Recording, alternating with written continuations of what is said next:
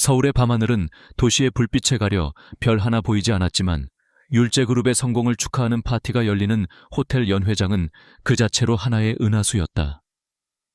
수천 개의 크리스털로 이루어진 샹들리에가 눈부신 빛을 쏟아냈고 그 아래에는 대한민국의 정재계를 움직이는 인물들이 모여 있었다. 그 중심에는 율제그룹의 총수 강지훈이 있었다. 29이라는 젊은 나이에 거대한 제국을 이끄는 그는 조각상처럼 차가운 얼굴과 모든 것을 꿰뚫어 보는 듯한 깊은 눈빛으로 주변을 압도했다. 그의 주변에는 성공의 단물을 맛보려는 사람들로 북적였다. 아첨 섞인 웃음과 과장된 칭찬이 공기 중에 가득했지만 지훈의 귀에는 그저 의미 없는 소음일 뿐이었다. 그는 사람들과 적당한 거리를 유지하며 가끔씩 의례적인 미소를 지어 보일 뿐이었다. 그의 관심은 오직 율제의 미래, 그리고 잠재적인 위협에만 쏠려 있었다. 추가하네 지훈이, 이번에도 자네가 해냈군. 익숙하면서도 불쾌한 목소리에 지훈이 고개를 돌렸다. 그의 사촌이자 율제그룹의 호시탐탐 노리는 경쟁자 최민혁이었다. 민혁은 사람 좋은 미소를 띠고 있었지만 그 눈빛에는 날카로운 질투와 야망이 숨겨져 있었다.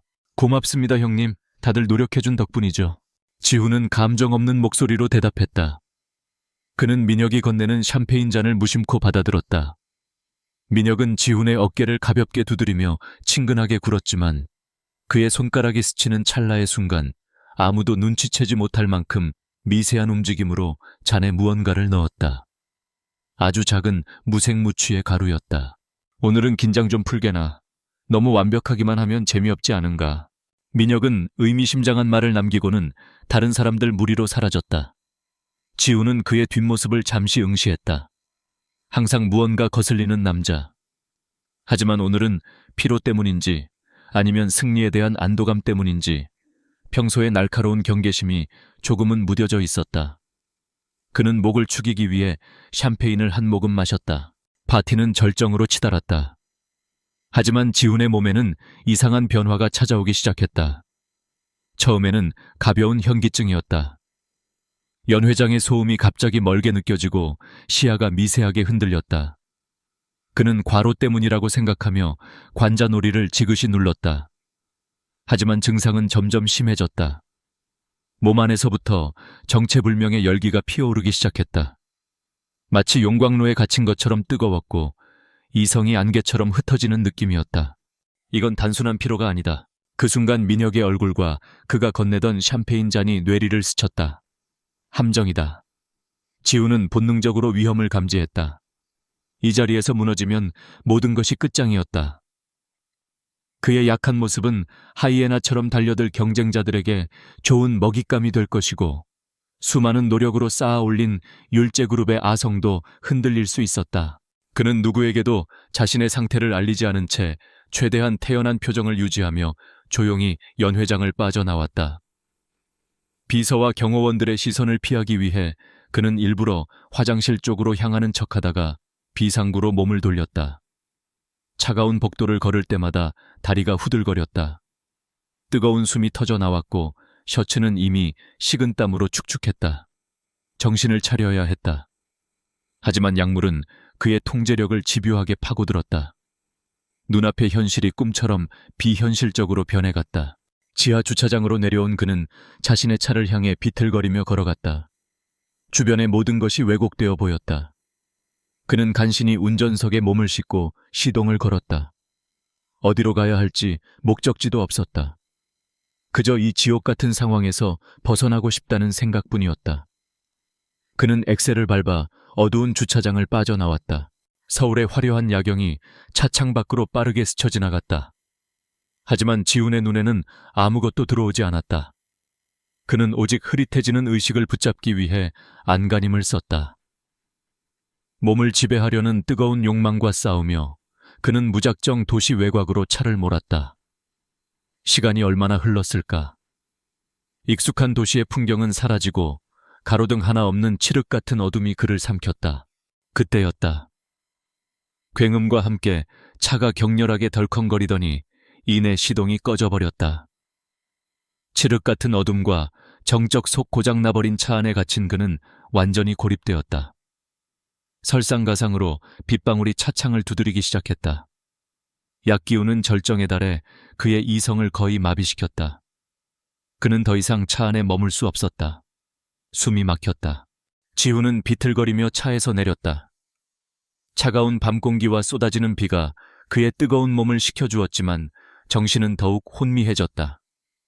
그는 비를 맞으며 비포장도로를 따라 정처 없이 걸었다.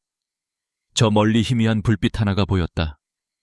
거의 꺼져가는 등대처럼 그 불빛은 그가 기댈 수 있는 유일한 희망이었다. 그는 남은 힘을 다해 그곳을 향해 걸어갔다. 그 불빛은 낡은 농가에서 새어나오는 것이었다. 그는 집까지 갈 힘도 남아있지 않았다. 그의 눈에 들어온 것은 집 옆에 있는 낡은 창고였다. 문이 살짝 열려 있었다. 그는 거의 기다시피 그곳으로 들어가 푹신한 집더미 위로 쓰러졌다. 흙냄새와 마른 풀 냄새가 그의 코를 찔렀다. 그리고 그의 의식은 깊은 어둠 속으로 완전히 가라앉았다. 윤설이는 잠자리에 들기 전 가축들을 마지막으로 한 번 더 확인하기 위해 손전등을 들고 밖으로 나왔다. 낮 동안의 열기가 식은 시원한 밤 공기가 기분 좋게 느껴졌다. 그녀는 닭장의 문이 잘 닫혔는지 송아지가 편안하게 잠들어 있는지 확인했다. 그때 헛간 쪽에서 희미한 신음소리가 들려왔다. 들짐승인가? 그녀는 조심스럽게 헛간으로 다가갔다. 끼익 소리를 내며 낡은 나무 문을 열자 손전등 불빛 아래 낯선 남자가 쓰러져 있는 것이 보였다. 설이는 심장이 철렁 내려앉는 것을 느꼈다. 남자는 값비싼 정장을 입고 있었지만 흙과 비에 젖어 엉망진창이었다. 그는 집더미 위에 쓰러져 뜨거운 숨을 몰아쉬고 있었다. 설이는 두려웠지만 차마 그를 그냥 둘 수는 없었다. 그녀는 조심스럽게 다가가 그의 이마에 손을 얹었다. 불덩이처럼 뜨거웠다.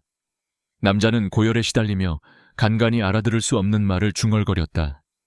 그의 얼굴은 고통으로 일그러져 있었다. 저기요, 괜찮으세요? 설이가 조심스럽게 물었지만 남자는 대답이 없었다. 그녀는 급히 집으로 달려가 찬물에 적신 수건과 물 한 컵을 가져왔다.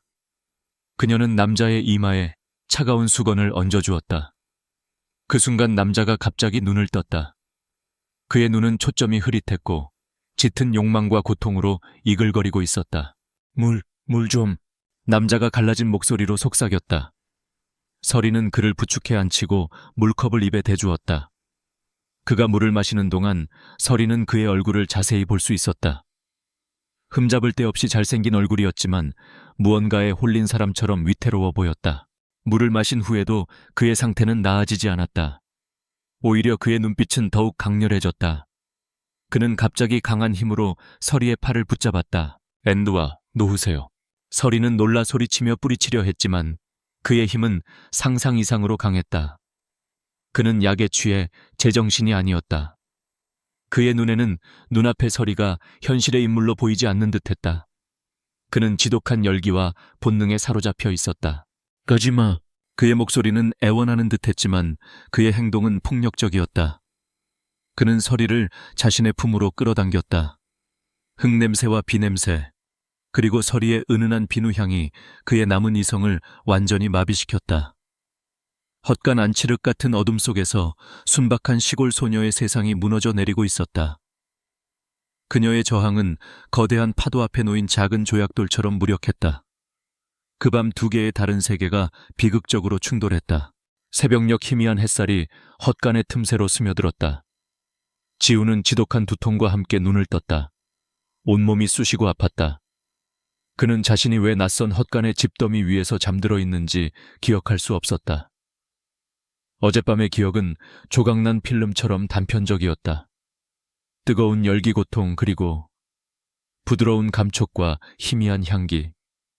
그는 고개를 흔들며 몸을 일으켰다. 그의 옆에는 아무도 없었다. 마치 모든 것이 끔찍한 악몽이었던 것처럼. 하지만 그의 흐트러진 옷차림과 몸에 남은 생경한 감각은 그것이 현실이었음을 말해주고 있었다. 그는 무언가 돌이킬 수 없는 일이 일어났음을 직감했다. 혼란과 자기 혐오가 그를 덮쳤다. 그는 서둘러 이곳을 벗어나야 했다. 누가 보기라도 전에. 그는 비틀거리며 헛간을 빠져나왔다. 그가 급히 몸을 움직이는 순간 그의 손목에서 무언가 미끄러져 집더미 사이로 떨어졌다. 그것은 그의 아버지가 물려준 세상에 단 하나뿐인 맞춤 제작 시계였다. 하지만 정신이 없던 그는 시계가 사라진 것조차 눈치채지 못했다. 그는 간신히 차가 있는 곳까지 돌아왔다. 다행히 시동이 걸렸다. 그는 미친 듯이 엑셀을 밟아 그곳을 떠났다. 백미러를 통해 점점 멀어지는 시골 풍경을 보며 그는 어젯밤의 일을 자신의 기억 속에서 영원히 지워버리기로 결심했다. 그저 약물 때문에 꾼 끔찍한 악몽일 뿐이라고. 하지만 그의 영혼 깊은 곳에는 지울 수 없는 흔적이 남았다. 그는 결코 알지 못했다. 그가 남기고 온 것은 단순한 시계가 아니라 그의 인생을 송두리째 바꿔놓을 운명의 씨앗이었다는 것을. 그날 밤 이후 윤설이의 세상은 멈춰버렸다. 헛간의 집더미 위에서 뜬 눈으로 새벽을 맞이한 그녀는 마치 유체 이탈이라도 한 것처럼 자신의 몸을 끌고 텅 빈 집으로 돌아왔다. 그녀는 우물가루가 차가운 물을 몇 번이고 몸에 끼얹었다. 피부가 새빨갛게 달아오르고 쓰라릴 때까지 그 남자의 흔적을 지워내려는 듯 필사적으로 문질렀다. 하지만 몸에 새겨진 기억과 영혼에 남은 상처는 씻겨나가지 않았다. 그녀는 며칠 동안 밖으로 나가지 않았다. 밥도 제대로 넘기지 못하고 밤에는 악몽에 시달렸다. 낯선 남자의 뜨거운 숨결, 고통스러운 신음, 그리고 저항할 수 없었던 무력감이 그녀를 올감했다. 그녀는 그저 운이 나빴다고 끔찍한 사고를 당한 것이라고 스스로를 위로하려 애썼다. 며칠 후 억지로 몸을 추슬러 헛간을 정리하러 갔을 때 그녀는 집더미 사이에서 차갑게 빛나는 금속 물체를 발견했다. 묵직한 무게감과 정교한 디자인의 손목시계. 한눈에 봐도 평범한 물건이 아니었다. 그것은 그날 밤의 일이 꿈이 아니었음을 증명하는 유일한 증거였다. 서리는 질겁하며 시계를 집어들었다. 그 시계가 마치 그 남자의 일부인 것처럼 느껴져 소름이 돋았다. 그녀는 시계를 낡은 천에 싸서 할머니의 유품이 담긴 상자 가장 깊숙한 곳에 넣어버렸다. 다시는 보고 싶지 않았다. 시간이 약이라는 말은 서리에게는 해당되지 않는 듯했다. 한 달이 지나고 두 달이 지나도 그날의 상처는 희미해지지 않았다. 마을 사람들의 눈을 마주치는 것이 두려워졌고 늘 활기차고 상냥했던 그녀는 말수가 적고 그림자처럼 조용한 사람으로 변해갔다. 그러던 어느 날 아침 서리는 속이 메스꺼워 잠에서 깼다. 헛구역질과 함께 어지럼증이 몰려왔다. 처음에는 환절기 감기이거나 그동안 제대로 먹지 못해 몸이 허해진 탓이라고 대수롭지 않게 넘겼다. 하지만 증상은 날이 갈수록 심해졌다. 늘 좋아하던 흙냄새마저 비릿하게 느껴졌고 기운 없이 축 늘어지는 날이 많아졌다. 아가 얼굴이 반쪽이 됐구나. 어디 아픈 게냐. 어릴 적부터 서리를 친손녀처럼 아껴준 옆집 할머니가 걱정스러운 얼굴로 물었다. 할머니는 서리의 창백한 안색과 미묘한 변화를 예리하게 지켜보고 있었다. 아니에요 할머니, 그냥 요즘 입맛이 없어서요. 서리는 애써 웃어 보였지만 할머니의 눈을 속일 수는 없었다. 할머니는 수십 년의 세월과 경험으로 다져진 눈으로 서리를 찬찬히 뜯어보더니 조심스럽게 입을 열었다. 혹시 몸에 다른 소식 있는 건 아니고? 내무새운. 서리는 할머니의 말뜻을 이해하지 못했다. 하지만 할머니의 시선이 자신의 아랫배에 머무는 순간 그녀의 머릿속에 번개처럼 스치는 끔찍한 예감이 들었다. 설마. 아닐 거야. 그럴 리가 없어. 심장이 미친 듯이 뛰기 시작했다. 그날 오후 서리는 모자를 깊게 눌러쓰고 읍내 약국으로 향했다. 떨리는 손으로 임신 테스트기를 사서 아무도 없는 집으로 돌아왔다. 화장실에 들어간 그녀는 차가운 타일 바닥에 주저앉아 한참을 망설였다. 확인하고 싶지 않았다. 이 끔찍한 예감이 현실이 되는 것을 감당할 자신이 없었다. 하지만 외면할 수도 없는 일이었다. 그녀는 눈을 질끈 감고 테스트기를 사용했다. 기다리는 몇 분이 몇 년처럼 길게 느껴졌다. 마침내 떨리는 눈으로 확인한 테스트기에는 너무나도 선명한 두 줄이 그어져 있었다. 순간 세상의 모든 소리가 사라졌다. 서리의 눈에서 뜨거운 눈물이 왈칵 쏟아져 내렸다. 절망과 공포, 그리고 형언할 수 없는 비참함이 온몸을 휘감았다. 어떻게 이런 일이, 왜 나에게? 그녀는 소리 없는 비명을 지르며 바닥에 엎드려 오열했다. 끔찍했던 그날 밤의 결과물이 자신의 뱃속에 자라고 있다는 사실을 받아들일 수 없었다. 하지만 한참을 울고 난 후 그녀의 손은 자신도 모르게 아랫배를 감싸고 있었다. 비록 비극으로 시작되었지만 그것은 분명 하나의 생명이었다. 그녀의 아이였다. 서리는 며칠 밤낮을 고뇌했다. 아이를 지울까도 생각했지만 차마 그럴 수는 없었다. 죄 없는 생명을 제 손으로 해칠 수는 없었다. 하지만 아이를 낳는다면 아비 없는 아이라는 손가락질을 받으며 살아가야 할 것이다. 이 작고 폐쇄적인 마을에서 소문은 삽시간에 퍼져나갈 것이고 아이는 평생을 주홍글씨를 단 채 살아가게 될 터였다. 그녀의 고민을 눈치챈 마을 사람들의 수군거림이 벌써부터 그녀의 등 뒤에 비수처럼 꽂혔다. 요즘 서리애가 얼굴이 말이 아니야. 밤늦게 웬 남자가 다녀갔다는 얘기도 있고. 그녀는 결심해야만 했다. 이대로 주저앉아 있을 수는 없었다. 자신을 위해서가 아니라 뱃속의 아이를 위해서. 떠나야겠어요, 할머니. 서리는 유일하게 자신의 편이 되어주는 옆집 할머니에게 모든 것을 털어놓았다. 할머니는 말없이 그녀의 거칠어진 손을 잡아주었다. 그 따뜻한 온기에 서리는 또다시 눈물을 터뜨렸다. 그래, 그게 좋겠다. 여길 떠나서 아무도 모르는 곳에서 새롭게 시작하거라. 이 할미는 네가 어디에 있든 항상 네 편이다. 할머니는 그녀를 나무라지 않았다. 그저 묵묵히 그녀의 결정을 지지해 주었다. 문제는 돈이었다. 부모님도 조부모님도 일찍 여인 그녀에게는 변변한 재산이 없었다. 낯선 곳에서 아이를 낳고 키우려면 돈이 필요했다. 그때 그녀의 뇌리에 상자 깊숙이 넣어두었던 그 시계가 떠올랐다. 서리는 난생 처음으로 혼자 시내로 가는 버스에 몸을 실었다. 복잡한 거리 수많은 사람들 속에서 그녀는 외딴 섬처럼 이질적이었다. 그녀는 몇 군데를 돌아다닌 끝에 허름한 귀금속 가게에 들어섰다. 이거 팔 수 있을까요? 떨리는 목소리로 시계를 내밀자 돋보기를 쓴 가게 주인의 눈이 순간적으로 번뜩였다. 그는 서리의 순진한 행색과 시계의 엄청난 가치를 단번에 알아보았다. 그는 시계를 이리저리 살펴보는 척하더니 짐짓 가치를 깎아내리기 시작했다.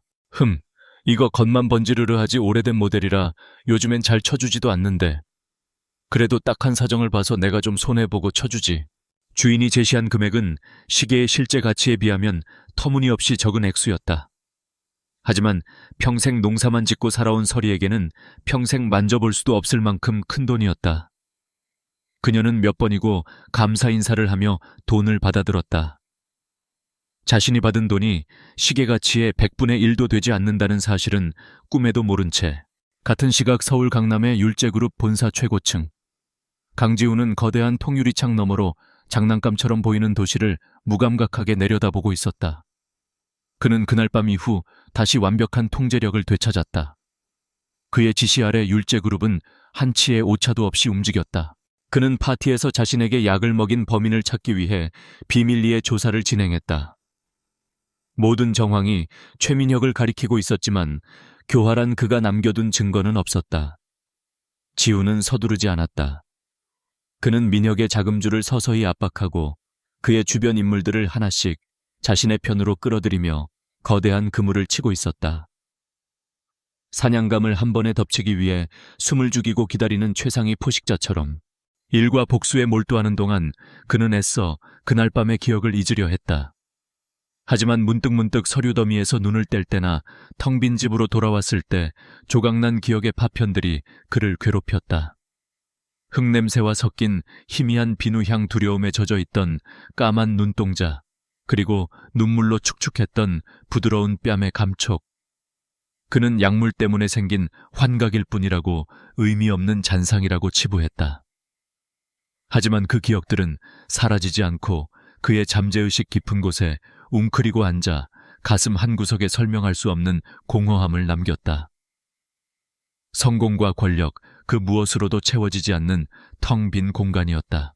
그는 무의식적으로 왼쪽 손목을 매만졌다. 아버지가 남긴 유일한 유품이었던 시계. 그날 밤 이후로 사라져버렸다. 그는 시계를 잃어버린 것이 그저 불쾌한 사고의 일부일 뿐이라고 생각했다. 그 시계가 자신의 흐릿한 기억과 연결되어 있다는 사실은 전혀 알지 못했다. 다시 시골 마을. 서리는 떠날 준비를 마쳤다. 낡은 가방 하나가 그녀의 전 재산이었다. 그녀는 할머니와 눈물로 작별 인사를 나눴다. 몸 조심하고 꼭 연락해야 한다, 알았지? 네, 할머니, 꼭 그럴게요. 건강하세요. 그녀는 마지막으로 부모님과 조부모님의 산소를 찾았다. 작은 무덤 앞에 쪼그리고 앉아 한참을 말이 없었다. 그녀는 봉긋한 무덤을 쓰다듬으며 조용히 속삭였다. 저 잘 해낼게요. 씩씩하게 아이 낳아서 잘 키울게요. 하늘에서 지켜봐 주세요. 서리는 버스터미널로 향했다. 그녀의 목적지는 지도 구석에서 찾아낸 소미라는 이름의 작은 항구 도시였다. 그저 아무도 자신을 알지 못하는 곳이라는 이유 하나만으로 선택한 곳이었다. 버스가 출발하고 익숙했던 고향의 풍경이 차창 밖으로 멀어져 갔다.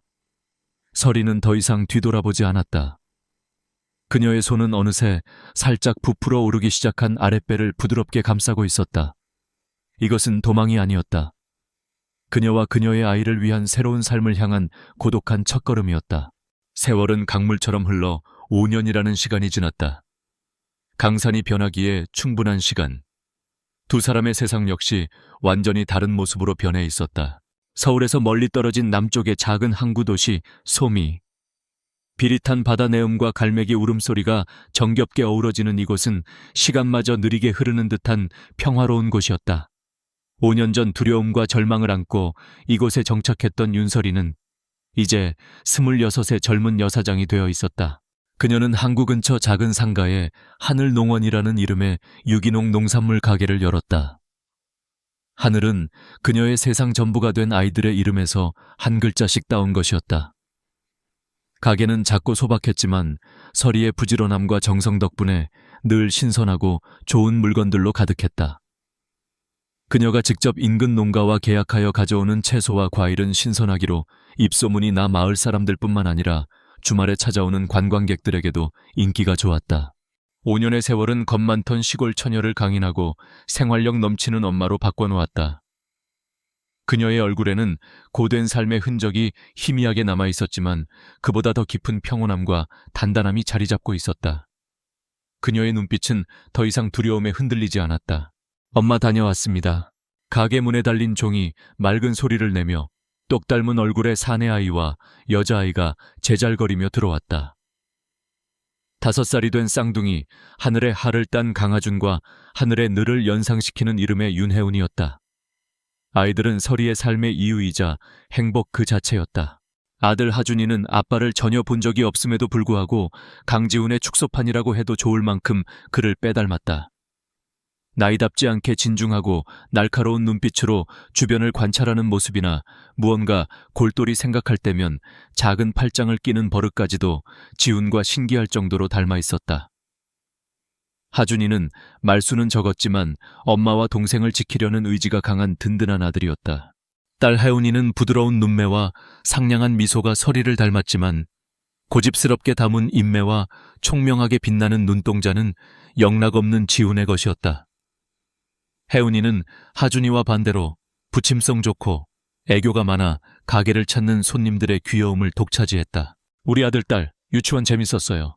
서리는 아이들을 번갈아 안아주며 뺨에 입을 맞췄다.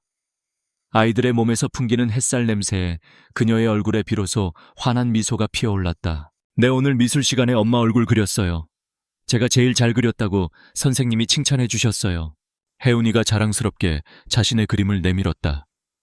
삐뚤빼뚤한 선이었지만 웃고 있는 엄마의 모습을 사랑스럽게 담아낸 그림이었다. 하준이는 말없이 가방에서 조그만 종이 상자를 꺼내 서리에게 내밀었다. 이건 뭐예요? 만들기 시간에 만든 보석함이에요. 엄마 목걸이 넣으세요. 무심한 듯 툭 던지는 말이었지만 그 속에는 엄마를 위하는 따뜻한 마음이 담겨 있었다. 서리는 가슴이 뭉클해져 두 아이를 꼭 껴안았다. 이 아이들이 없었다면 그녀는 5년 전의 절망 속에서 결코 헤어나오지 못했을 것이다. 저녁이 되어 가게 문을 닫고 세 식구는 손을 잡고 바닷가 길을 따라 집으로 걸어갔다. 붉은 노을이 수평선 너머로 지고 있었고 파도 소리가 평화로운 배경음악처럼 들려왔다. 소박하지만 행복한 그들만의 온전한 세상이었다. 여마. 따뜻한 물로 목욕을 하고 잠자리에 누운 하준이가 불쑥 서리를 불렀다. 응, 우리 아들. 왜? 아빠는 어디 있어요? 유치원 친구들은 다 아빠가 있는데. 올 것이 왔구나. 서리는 가슴이 철렁 내려앉았다. 아이들이 커가면서 언젠가는 마주해야 할 질문이었다. 그녀는 수없이 이 순간을 상상하며 마음의 준비를 했지만 막상 아이의 맑은 눈을 마주하니 목이 메어왔다. 그녀는 아이들에게 그 끔찍했던 밤의 진실을 말해줄 수 없었다. 서리는 하준이의 머리를 부드럽게 쓰다듬으며 미리 생각해두었던 상냥한 거짓말을 꺼냈다. 하준이 아빠는 아주 멀리 있는 하늘나라에서 하준이랑 혜운이를 지켜보고 있어. 밤하늘에서 가장 반짝이는 별님이 바로 아빠야. 아빠는 우리 하준이가 이렇게 씩씩하고 멋지게 자라는 모습을 보면서 아주 기뻐하고 있을 거야. 혜운이는 금세 졸린 눈을 비비며 잠이 들었지만 하준이는 한동안 말없이 밤하늘이 보이는 창문 쪽을 바라보았다. 서리는 그런 아들의 작은 등을 토닥이며 쓰라린 마음을 삼켰다. 언젠가 아이들이 진실을 알게 될 날이 오면 자신을 원망하게 될까. 그녀는 그저 아이들이 상처받지 않기만을 간절히 바랄 뿐이었다. 같은 시각 서울. 대한민국의 심장부 불야성을 이루는 테헤란로의 가장 높은 곳에 위치한 율제그룹 펜트하우스. 강지우는 어둠이 내린 도시를 배경으로 홀로 서 있었다. 5년 전보다 더욱 날카롭고 냉철해진 그는 이제 34의 압도적인 카리스마를 지닌 제왕이 되어 있었다. 그의 발 아래에서 율제그룹은 대한민국의 경제를 좌우하는 거대한 공룡으로 성장했다. 사람들은 그를 두려워했고 존경했으며 동시에 질투했다. 하지만 성공의 정점에서 그는 늘 혼자였다. 수백억짜리 펜트하우스는 최고급 가구와 예술품으로 채워져 있었지만 사람의 온기라고는 찾아볼 수 없는 거대한 유리상자일 뿐이었다. 회장님 최민혁 부사장의 자금 흐름에 대한 추가 보고입니다. 벽에 내장된 스크린을 통해 비서의 목소리가 흘러나왔다. 지우는 소파에 기대앉아 무감정한 목소리로 지시를 내렸다. 계속 압박해. 숨통을 완전히 끊어놓기 전까지는 멈추지 마. 지난 5년간 그는 최민혁을 벼랑 끝으로 몰아붙였다. 그의 사업을 방해하고 그의 사람들을 빼앗고 그의 돈줄을 막았다. 이제 최민혁은 독이 바짝 오른 채 구석에 몰린 쥐신세였다. 마지막 결정적인 증거, 5년 전 파티에서 그가 약을 탔다는 것을 입증할 증거만 찾아내면 이 길고 지루한 싸움도 끝이었다. 보고를 마친 후 지후는 서재로 들어가 위스키를 한 잔 따랐다. 그의 책상 위에는 수많은 성공의 증표들이 놓여 있었지만 그의 눈은 허공을 향했다. 또다시 그 익숙한 유령 같은 기억이 고개를 들었다. 마른 지폐 냄새, 희미하게 느껴졌던 부드러운 감촉. 5년이 지났지만 그 기억의 파편은 사라지지 않고 안개처럼 그의 주변을 맴돌았다. 그는 그것이 약물로 인한 뇌의 착각일 뿐이라고 스스로에게 되뇌었지만 그럴 때마다 가슴 한구석이 서늘하게 비어있는 듯한 감각을 지울 수 없었다. 그는 무심코 텔레비전을 켰다. 화면 속에서는 단란한 가족이 웃으며 저녁 식사를 하는 광고가 나오고 있었다. 그는 미간을 찌푸리며 채널을 돌려버렸다. 가족 사랑 행복. 그에게는 사치스러운 감정일 뿐이었다. 그런 것은 약점이며 자신과 같은 위치에 있는 사람에게는 거추장스러울 뿐이라고 믿었다. 다음 날 아침 지우는 새로운 프로젝트 보고를 받고 있었다. 율제그룹의 차세대 성장 동력이 될 최고급 친환경 리조트 개발 사업이었다. 최종 후보지 3곳입니다. 모두 천혜의 자연 환경을 갖추고 있어 VVIP들을 위한 프라이빗 리조트로는 최적의 입지입니다. 지우는 보고서의 데이터와 위성사진을 날카로운 눈으로 훑어보았다. 그의 시선은 각 후보지의 장단점을 빠르게 분석해 나갔다. 그러다 그의 손가락이 한 곳에 멈췄다. 아직 개발의 손길이 거의 닿지 않은 깨끗한 자연과 아름다운 해안선을 가진 작은 항구 도시. 그곳의 이름은 솜이었다. 이곳으로 진행하지. 입지 조건 성장 가능성 모두 가장 뛰어나다. 다음 주에 내가 직접 현장 시찰을 나가겠다. 준비하도록. 지훈의 결정은 오직 사업적인 판단에 따른 것이었다. 그는 자신이 내린 이 결정이 5년간 멈춰있던 운명의 톱니바퀴를 다시 움직이게 만들 것이라는 사실을 전혀 알지 못했다. 서로 다른 궤도를 돌던 두 개의 세상이 이제 곧 하나의 지점에서 충돌할 운명이었다. 평화롭던 항구 도시 소미에 변화의 바람이 불기 시작한 것은 몇 주 전부터였다. 서울 번호판을 단 검은색 고급 세단과 대형 트럭들이 좁은 해안 도로를 오가기 시작했고 말끔한 정장 차림의 외지인들이 마을에 눈에 띄게 늘었다. 대한민국 최고의 기업 율제그룹이 마을 뒷산 부지에 거대한 리조트를 짓는다는 소문이 파다하게 퍼졌다. 마을 사람들은 거대 자본의 등장이 가져올 변화에 대해 기대와 우려가 섞인 목소리로 이야기했다. 윤설이의 하늘농원에도 이 소식은 주된 화제거리였다. 총각김치 좀 주시오 서리 아가씨. 들었어 율제그룹 회장이 직접 온다던데. 아주 젊고 잘생겼다나 뭐라나. 단골 할머니의 말에 서리는 무심하게 웃으며 김치를 포장했다. 율제그룹 회장. 그녀에게는 너무나 멀고 다른 세상의 이야기였다. 그녀의 세상은 오직 이 작은 가게와 두 아이 하준이와 혜운이로 이루어져 있었다. 대기업이 들어와 마을이 시끄러워지는 것이 조금 불안했지만 당장의 바쁜 일상에 묻혀 깊이 생각할 겨를은 없었다. 그리고 마침내 강지훈이 소미에 도착했다. 그의 등장은 조용한 마을에 작은 파문을 일으켰다. 먼지 하나 없이 반짝이는 검은색 세단이 멈춰서고 차문을 열고 내리는 그의 모습은 마치 다른 차원에서 온 사람 같았다. 완벽하게 재단된 슈트, 흐트러짐 없는 머리 주변의 모든 것을 압도하는 차가운 카리스마. 그의 뒤를 따르는 수행원들과 지역 관계자들은 모두 그의 눈치를 보며 바짝 긴장해 있었다. 지훈은 형식적인 보고를 받으며 리조트 부지를 둘러보았다. 그의 눈은 한치의 오차도 용납하지 않겠다는 듯 날카롭게 빛났다. 토양 안정성 데이터가 미흡하군. 일주일 내로 보완해서 다시 보고하도록. 조망권을 가리는 저쪽 소나무 숲은 어떻게 처리할 계획이지? 설계팀은 현장 답사도 안 해본 건가?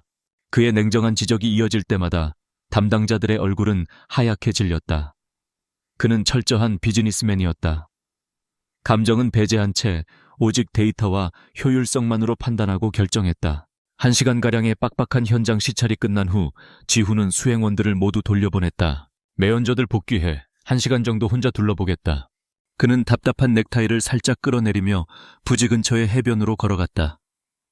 리조트가 들어설 곳의 자연 환경을 자신의 눈으로 직접 확인하고 싶었다. 그의 머릿속은 복잡한 사업 구상으로 가득 차 있었다. 그날 오후는 유난히 날씨가 좋았다. 서리는 평소보다 조금 일찍 가게 문을 닫고 아이들의 손을 잡고 해변으로 향했다. 하준이와 혜운이가 가장 좋아하는 장소였다. 엄마 우리 모래성 만들어요. 아주 큰 걸로요. 혜운이가 신이 나서 소리쳤다. 서리는 미소를 지으며 아이들과 함께 모래사장에 자리를 잡았다. 혜운이는 엄마와 함께 두꺼비집을 지으며 제잘거렸고 서리는 그런 딸의 모습을 사랑스럽게 바라보았다.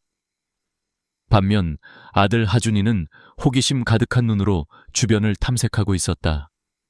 그러다 저쪽 바위 틈에서 반짝이는 조개 껍데기를 발견했다.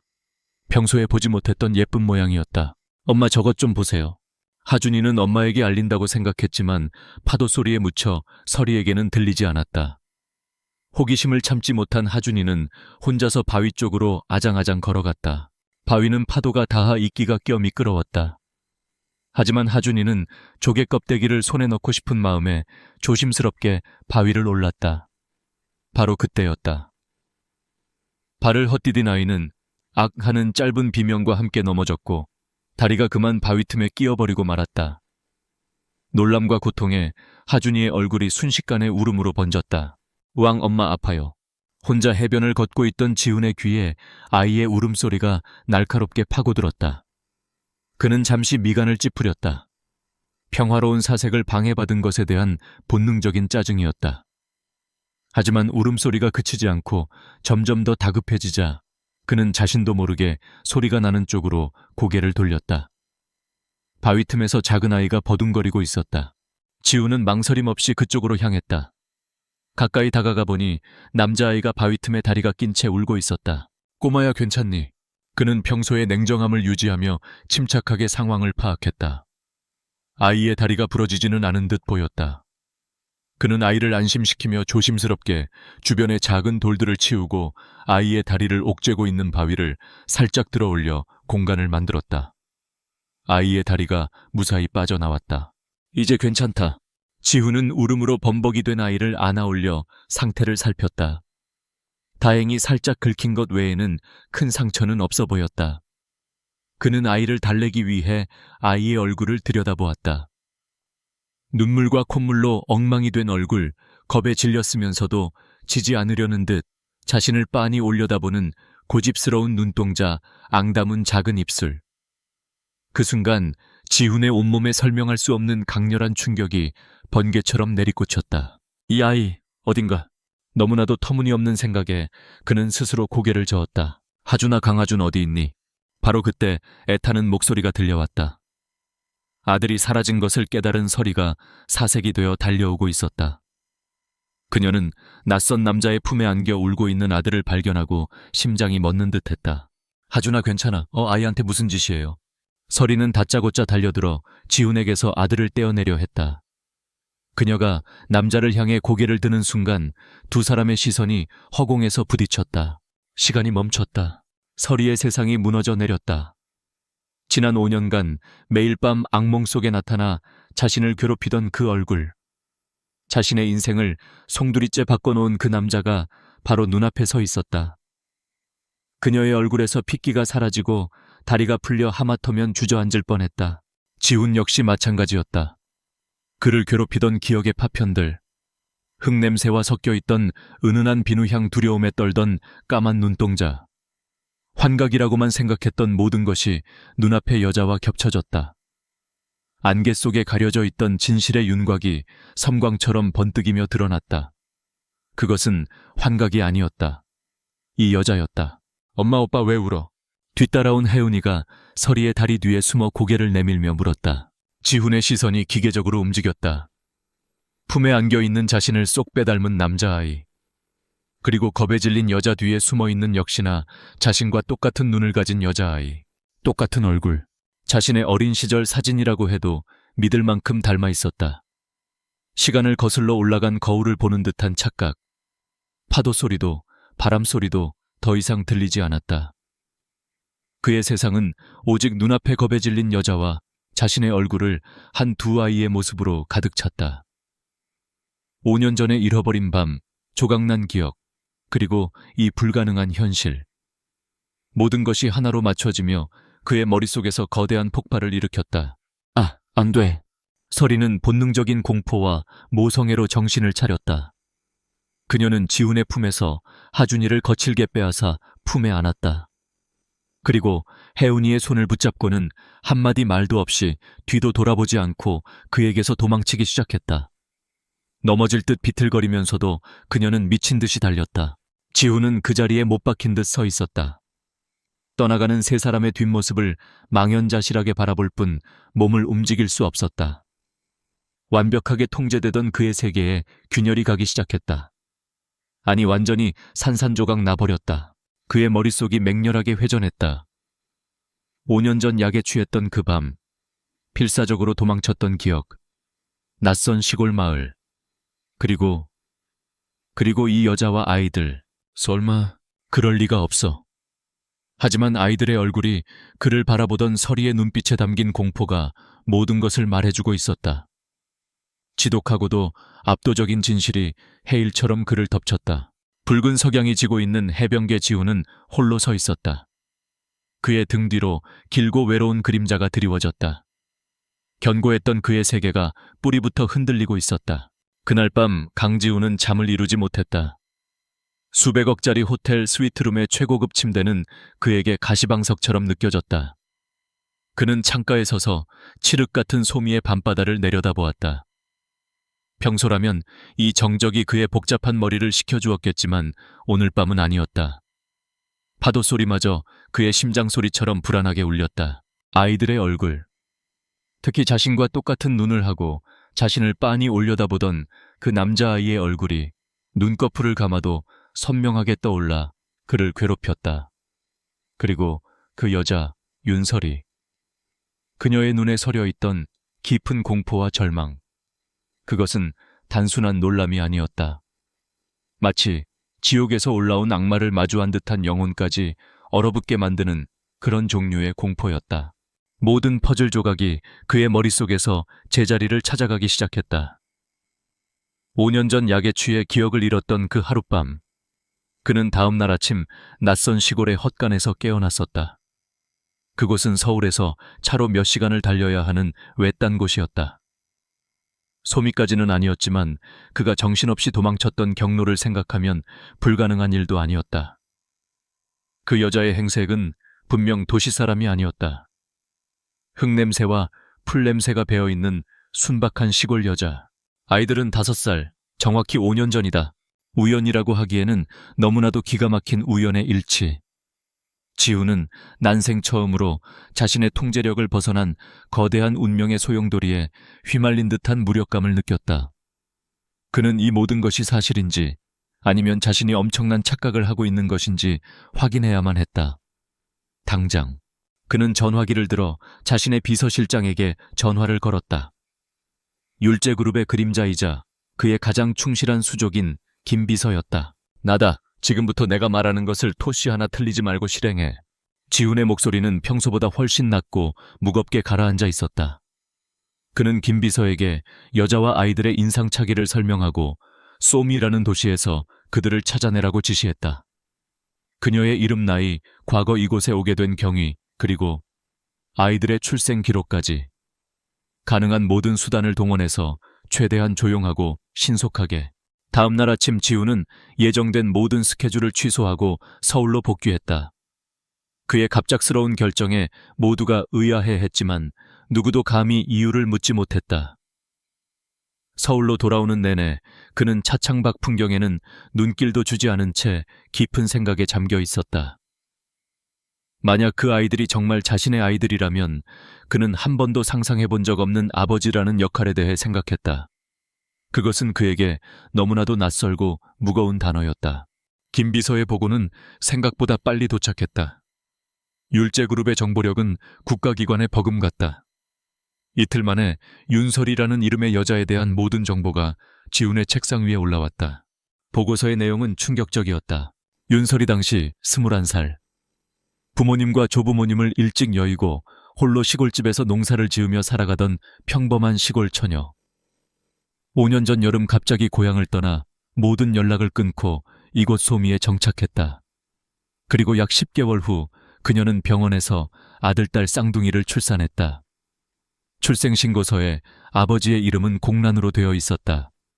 아이들의 이름은 강하준, 윤하은. 아들의 성은 그의 성인 강씨였다. 보고서의 마지막 장에는 그가 잃어버렸던 시계의 사진이 첨부되어 있었다. 윤설이가 고향을 떠나기 직전 시내의 한 낡은 금은방에 헐값에 팔아넘겼다는 내용과 함께 시계는 김 비서가 이미 회수하여 보관 중이었다. 모든 것이 명백해졌다.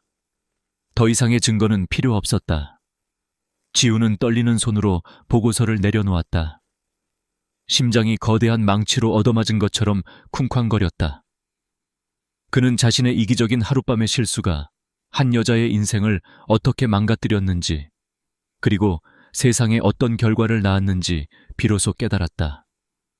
죄책감과 책임감, 그리고 정체를 알 수 없는 미묘한 감정이 뒤섞여 그의 가슴을 휘저었다. 그는 다시 소미로 향했다. 이번에는 아무도 대동하지 않고 혼자서 직접 차를 몰았다. 그는 윤설이의 가게 하늘농원 앞에 차를 세우고 한참을 안에서 망설였다. 무슨 말을 어떻게 시작해야 할지 알 수 없었다. 평생 단 한 번도 누군가에게 사과하거나 자신을 낮춰본 적 없는 그였다. 마침내 그는 차에서 내려가게 안으로 들어섰다. 딸랑하는 종소리와 함께 설이가 고개를 들었다. 지훈의 얼굴을 확인한 순간 그녀의 얼굴은 새하얗게 굳어버렸다. 그녀는 본능적으로 가게 안쪽 아이들이 놀고 있는 작은 공간을 가로막듯 서며 경계심을 드러냈다. 무세훈, 무슨 일로 오셨어요? 저희 가게는 볼일 없으실 텐데요. 설이의 목소리는 얼음장처럼 차가웠지만 그 속에는 숨길 수 없는 두려움이 가득했다. 이야기 좀 합시다. 지훈의 목소리는 낮고 차분했다. 하지만 그 침착함이 설이에게는 더 큰 공포로 다가왔다. 할 이야기 없습니다. 돌아가 주세요. 영업 방해하지 마시고요. 서리는 필사적으로 그를 외면하려 했다. 하지만 지우는 물러서지 않았다. 그는 가게 문에 외출 중 팻말을 걸고는 셔터를 반쯤 내렸다. 어두워진 가게 안두 사람 사이에는 숨막히는 정적이 흘렀다. 아이들, 내 아이들입니까? 지우는 단도직입적으로 물었다. 그 질문에 서리의 온몸이 격렬하게 떨렸다. 그녀는 입술을 깨물며 고개를 저었다. 아니에요. 무슨 말도 안 되는 소리를 하시는 거예요. 당신 같은 사람 나는 몰라요. 5년 전 여름 경기도 외곽의 한 시골 마을. 당신은 헛간에서 약에 취해 쓰러져 있던 남자를 발견했죠. 그리고 이건 당신이 팔았던 시계입니다. 지우는 김비서가 찾아온 시계를 꺼내 테이블 위에 올려놓았다. 잊고 싶었던 과거의 증거물이 눈앞에 나타나자 서리의 눈동자가 절망으로 흔들렸다. 그녀가 쌓아 올린 방어벽이 무너져 내리기 시작했다. 왜 이제 와서 나타난 거예요? 왜? 결국 서리의 눈에서 참았던 눈물이 터져 나왔다. 그것은 지난 5년간 홀로 아이들을 키우며 겪었던 서름과 고통, 그리고 다시 찾아온 공포가 뒤섞인 눈물이었다. 아이들을 빼앗으러 온 건가요? 맞죠. 당신 같은 부자들은 돈이면 다 되는 줄 알지 하지만 안 돼. 하준이랑 혜운이는 내 목숨이야. 절대 당신한테 못 줘. 그녀는 거의 절규하듯 소리치며 지훈을 노려보았다. 그 눈빛에는 아들을 지키려는 엄이, 사자의 처절함이 담겨 있었다. 지훈은 그녀의 폭발적인 반응에 잠시 할 말을 잃었다. 그는 아이들을 빼앗을 생각 같은 건 해본 적도 없었다. 그는 그저 진실을 확인하고 자신이 저지른 일에 대한 책임을 지고 싶었을 뿐이었다. 진정해요. 난 아이들을 빼앗으러 온 게 아니오. 교진말 그럼 왜 온 건데요? 우리 세 식구 조용히 잘 살고 있었어요. 당신만 나타나지 않았으면 제발 그냥 가주세요. 없던 일로 해주세요. 제발. 서리는 그에게 애원했다. 그녀의 모습은 지훈의 가슴을 날카롭게 찔렀다. 그는 자신이 얼마나 잔인한 상처를 남겼는지 통감했다. 지훈은 깊은 한숨을 내쉬었다. 그는 자신이 지금 무슨 말을 해도 그녀에게는 변명으로 들릴 것이라는 것을 알았다. 미안하오. 그의 입에서 나온 것은 그가 평생 거의 해본 적 없는 사과의 말이었다. 그날 밤 일은 변명의 여지가 없어. 내가 당신에게 씻을 수 없는 상처를 줬어. 하지만 아이들은 나에게도 책임이 있어. 책임 이제 와서 책임이라는 말을 할 자격이 당신에게 있어요. 지난 5년 동안 당신은 어디서 뭘 했는데요? 내가 피눈물을 흘리며 아이들을 낳고 키우는 동안 당신은, 서리는 말을 잇지 못하고 흐느꼈다. 그녀의 모든 말은 비수가 되어 지훈의 심장에 박혔다. 그는 고개를 숙인 채 그녀의 원망을 모두 받아냈다. 가게 안쪽에서 아이들의 온갈거리는 소리가 들려왔다. 그 소리에 두 사람은 동시에 입을 다물었다. 지훈의 시선이 서리의 등 뒤 아이들이 있는 곳으로 향했다. 그는 자신의 아이들을 가까이서 보고 싶었다. 하지만 차마 발을 뗄 수가 없었다. 자신은 그럴 자격이 없는 이방인이었다. 오늘은 이만 돌아가겠소. 하지만 이걸로 끝난 게 아니오. 다시 오겠소. 지훈은 그 말만 남기고 돌아섰다. 더 이상 그녀를 몰아붙일 수는 없었다. 그 역시 모든 것을 정리할 시간이 필요했다. 가게를 나서는 그의 등 뒤로 서리의 절망적인 울음소리가 들려왔다. 지훈은 채 올라타 거칠게 핸들을 내리쳤다. 분노와 자책감, 혼란스러움이 뒤섞여 폭발할 것 같았다. 그는 이제 어떻게 해야 하는가? 돈으로 보상하고 과거를 덮어버릴 수도 있었다. 하지만 그의 마음속에서 무언가가 그것을 허락하지 않았다. 바로 아버지라는 이름의 무게였다. 텅 빈 가게에 홀로 남은 서리는 바닥에 주저앉아 한참을 울었다. 이제 어떻게 해야 하나? 평화롭던 그녀의 세상은 다시 한번 폭풍의 중심으로 빨려 들어가고 있었다. 그 남자는 분명 다시 찾아올 것이다. 그녀는 자신의 모든 것을 걸고 두 아이를 지켜내야만 했다. 서울 최민혁의 사무실은 패배의 그림자가 짙게 드리워져 있었다. 강지훈이 쳐놓은 그물은 지난 몇 년간 서서히 그리고 확실하게 그의 목을 조여왔다. 자금줄은 막혔고 믿었던 측근들은 하나둘씩 등을 돌렸다. 벼랑 끝에 몰린 그는 독이 바짝 오른 뱀처럼 마지막 발악을 준비하고 있었다. 그에게는 비장의 무기가 필요했다. 얼음의 제왕 강지훈을 단번에 무너뜨릴 수 있는 그의 가장 치명적인 약점. 그는 사람을 풀어 강지훈의 뒤를 캤다. 그리고 얼마 지나지 않아 그의 부하는 믿을 수 없는 보고를 가지고 돌아왔다. 회장님이 최근 솜이라는 작은 항구 도시에 개인적으로 그것도 여러 번 다녀오셨습니다. 그리고 그곳에서 한 여자 그리고 쌍둥이 아이들과 함께 있는 것이 목격되었습니다. 보고서에 첨부된 멀리서 몰래 찍어 화질이 좋지 않은 사진 속에는 한 여자와 두 아이의 모습이 희미하게 담겨 있었다. 최민혁은 사진을 확대했다. 아이들의 얼굴 윤곽을 확인하는 순간 그의 입가에 비릿하고 잔인한 미소가 번졌다. 찾았다. 드디어 찾았어. 그는 미친 사람처럼 웃었다. 강지훈의 약점. 완벽한 줄로만 알았던 그에게 이런 엄청난 비밀이 숨겨져 있을 줄이야. 그는 즉시 윤설이와 아이들의 뒷조사를 지시했고 5년 전의 하룻밤과 쌍둥이의 존재에 대한 모든 진실을 파악했다. 이것은 신이 그에게 준 마지막 기회였다. 한편 강지훈은 혼란스러운 나날을 보내고 있었다. 윤설이의 절규가 그의 귓가에 계속 맴돌았다. 그는 섣불리 그녀와 아이들에게 다가갈 수 없었다. 그녀에게는 시간이 필요했다. 억지로 그들의 삶에 끼어드는 것은 그녀에게 또 다른 상처를 주는 것일 뿐이었다. 대신 그는 보이지 않는 곳에서 그들을 지키기 시작했다. 그는 자신의 최정예 경호팀을 소미로 급파했다. 그들은 평범한 관광객이나 마을 주민으로 위장한 채 24시간 내내 설이와 아이들의 주변을 맴돌며 모든 위협으로부터 그들을 보호했다. 설이는 자신의 일상이 거대한 보호막 안에 들어왔다는 사실을 전혀 눈치채지 못했다. 지훈은 태어나서 처음으로 아버지가 되는 법에 대해 고민했다. 그는 서점에서 육아 서적을 잔뜩 사들였고 밤늦도록 아이들의 발달 과정과 심리에 대한 글을 읽었다.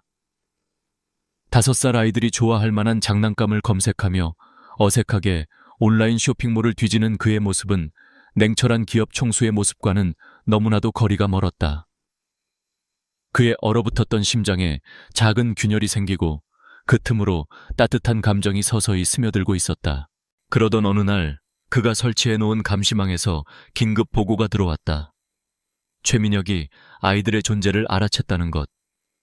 보고를 받는 순간 지훈의 온몸이 차갑게 얼어붙었다. 그는 최민혁이 비열한 인간이라는 것은 알고 있었지만 여자와 아이들까지 건드리지는 않을 것이라고 믿고 싶었다. 하지만 그 믿음은 산산조각 났다. 이제 이것은 더 이상 경영권 다툼이 아니었다. 자신의 가족을 지키기 위한 전쟁이었다. 최민혁의 계획은 빠르고 잔인했다. 그는 전문적으로 더러운 일을 처리하는 해결사들을 고용했다.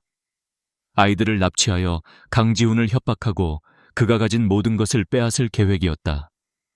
그는 일을 처리함에 있어 모든 것이 불의의 사고처럼 보이도록 치밀하게 지시했다. 흔적을 남기지 않기 위해 사람이 많이 모이는 마을 축제날을 범행일로 잡았다. 해결사들은 며칠 전부터 소미에 잠입하여 설이의 가게와 집 주변을 맴돌며 기회를 엿보았다. 평화로운 항구도시 위로 검고 추악한 그림자가 드리워지고 있었다. 마침내 소미의 여름 축제 날이 밝았다. 마을은 온종일 활기 넘치는 분위기로 들썩였다. 설이는 아이들에게 즐거운 추억을 만들어주고 싶어 저녁을 먹고 함께 축제가 열리는 광장으로 향했다.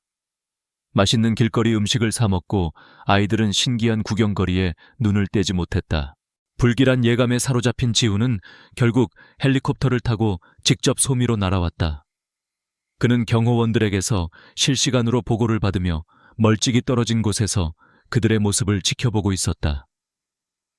아이들의 행복한 웃음소리를 들으며 그는 자신의 어두운 세상과 그들의 밝은 세상 사이에 놓인 거대한 간극을 느꼈다. 그는 그저 멀리서 그들을 지켜볼 수밖에 없는 그림자 같은 존재였다. 축제가 절정에 이를 무렵 최민혁의 계획이 시작되었다. 해결사 중 한 명이 광장 구석에서 갑자기 큰 소리로 싸움을 벌이며 사람들의 시선을 끌었다. 다른 한 명은 몰래 폭죽 더미에 불을 붙였다. 요란한 굉음과 함께 폭죽이 터지자 광장은 순식간에 아수라장이 되었다. 놀란 사람들이 비명을 지르며 흩어졌고 설이는 그 인파 속에서 혜운이의 손을 꼭 붙잡았지만 잠시 한눈을 판 사이 호기심에 다른 곳을 보던 하준이와 멀어지고 말았다. 하준아. 서리의 비명이 군중의 소음에 묻혔다. 바로 그 순간 그림자 속에 숨어있던 남자가 하준이의 입을 막고 아이를 번쩍 들어 올려 어둠 속으로 사라지려 했다. 경호원들이 움직였지만 혼란스러운 인파가 그들의 발을 묶었다. 모든 것이 절망적으로 변해가던 그때였다. 군중을 뚫고 검은 형체가 질풍처럼 나타났다. 강지훈이었다. 그는 더 이상 율제그룹의 회장이 아니었다.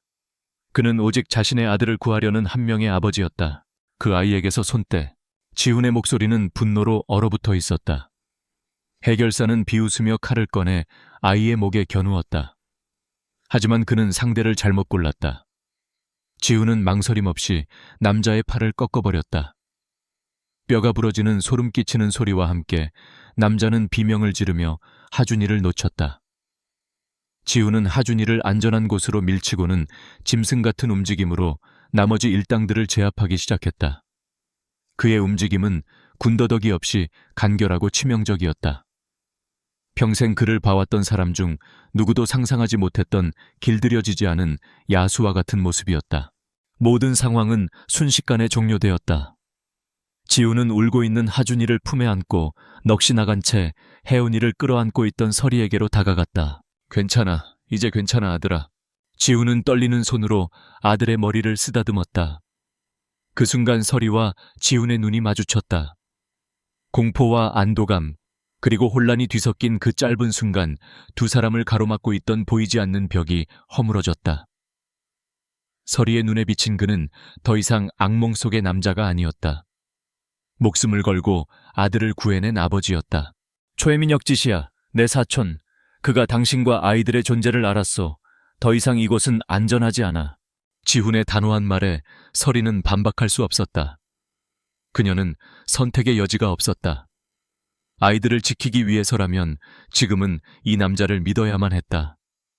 처음으로 두 사람은 아이들을 지킨다는 하나의 공동 목표 아래 함께 서게 되었다. 지훈은 서리와 아이들을 리조트 부지 내에 완공된 외부와 철저히 격리된 프라이빗 빌라로 옮겼다. 그곳은 세상에서 가장 안전한 요새였다. 최민혁의 마지막 발악은 그의 무덤을 파는 결과로 돌아왔다. 지훈의 경호팀에 붙잡힌 해결사는 모든 것을 실토했다. 그의 입에서는 이번 납치 미수 사건뿐만 아니라 5년 전 파티에서 최민혁의 지시로 강지훈의 술에 약을 탔다는 자백까지 흘러나왔다. 모든 것을 녹음한 파일이 지훈의 손에 들어왔다. 마침내 길고 길었던 싸움을 끝낼 마지막 퍼즐 조각이 맞춰진 것이다. 지훈은 자신의 법무팀에 전화를 걸었다. 그의 목소리는 강철처럼 차가웠다. 진행해, 자비는 베풀지 마. 전화를 끄는 그는 창밖을 바라보았다. 방 안에서는 서리가 곤히 잠든 두 아이의 곁을 지키고 있었다. 위기 속에서 비로소 마주하게 된 네 사람. 비극으로 시작된 인연은 이제 가족이라는 이름 아래 불확실하지만 새로운 장을 향해 나아가고 있었다. 최민혁의 몰락은 신속하고 완전했다. 율제그룹 최민혁 부사장 아동 납치 미수 및 특수폭행 혐의로 긴급 체포. 다음날 아침 대한민국 모든 뉴스의 헤드라인은 이 충격적인 소식으로 도배되었다. 그가 5년 전 강지훈에게 약을 먹인 사실까지 만천에 드러나면서 그가 쌓아 올렸던 모든 것은 모래성처럼 허무하게 무너져 내렸다.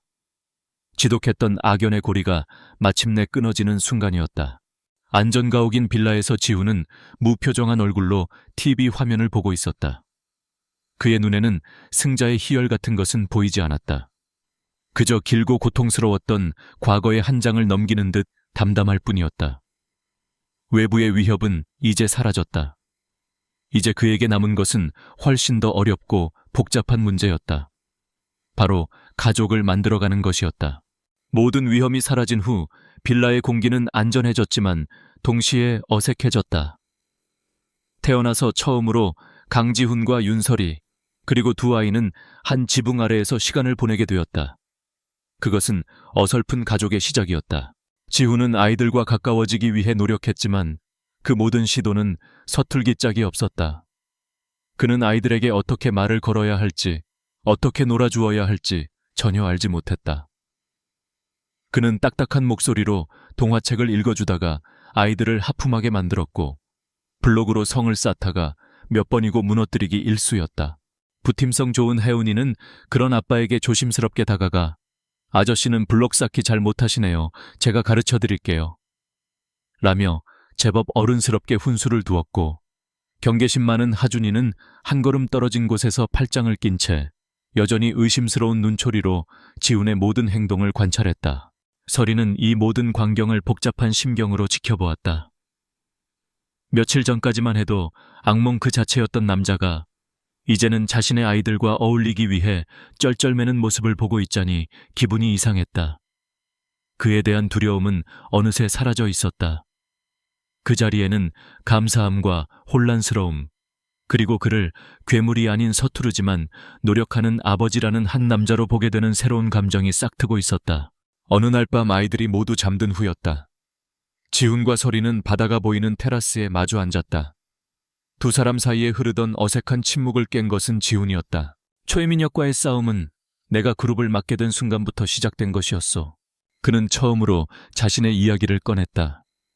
변명하려는 것이 아니었다. 그저 그녀가 알아야만 하는 진실이었다. 그는 최민혁의 질투와 야망, 그리고 5년 전 그날 밤 자신이 왜 그렇게 무방비 상태로 당할 수밖에 없었는지에 대해 담담하게 설명했다. 그 밤은 내 인생의 가장 큰 수치이자 실수였어. 이유가 어찌 되었든 내가 당신의 삶을 망가뜨린 것에 대해 평생 갚아도 모자랄 빚을 졌다는 걸 알고 있어. 그의 목소리에는 깊은 후회와 자책감이 배어 있었다. 서리는 말없이 그의 이야기를 들었다. 그리고 그녀 역시 지난 5년간의 세월에 대해 입을 열었다. 혼자 아이를 낳고 키우면서 겪었던 수많은 어려움들 하지만 그보다 훨씬 더 컸던 아이들이 그녀에게 가져다준 기쁨과 행복에 대해서. 그 시작은 비극이었을지 몰라요. 하지만 하준이와 혜운이는 제게 과분한 보물이에요. 전 한 번도 아이들을 낳은 것을 후회한 적 없어요. 그녀의 단호한 말에 지훈은 고개를 숙였다.